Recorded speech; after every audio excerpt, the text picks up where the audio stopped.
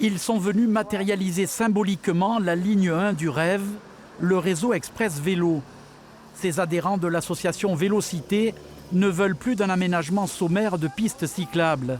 Ils réclament une infrastructure cohérente, efficace et dédiée au vélo. Une ligne de tram, elle a une identité. Vous savez où vous allez. Ici, vous avez un coup de peinture et on vous dit la métropole aménage une piste cyclable.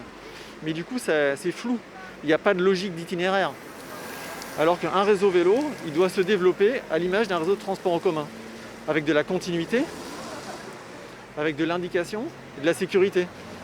Ici, avenue Charles Flahault, près de 1700 vélos empruntent quotidiennement les deux voies réservées.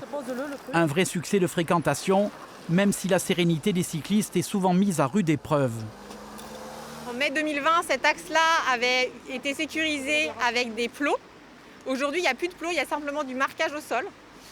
Nous, on a envie d'une continuité et on a envie de la sécurisation pour les cyclistes de Montpellier. Pour la collectivité, avant de pérenniser des aménagements cyclables plus conséquents, le partage de la circulation urbaine doit d'abord répondre à des priorités. La marche, les piétons, les personnes à mobilité réduite, les cyclistes, les usagers des transports en commun. Il ne faut surtout pas mettre en concurrence les uns avec les autres, mais il faut aborder cette logique d'ensemble de manière systémique pour que les uns et les autres soient en sécurité sur l'espace public. Il ne faut pas opposer les modes entre eux. Pour faire du vélo un véritable moyen de transport, Vélocité demande la mise en place concrète du rêve sur l'ensemble du territoire de la métropole.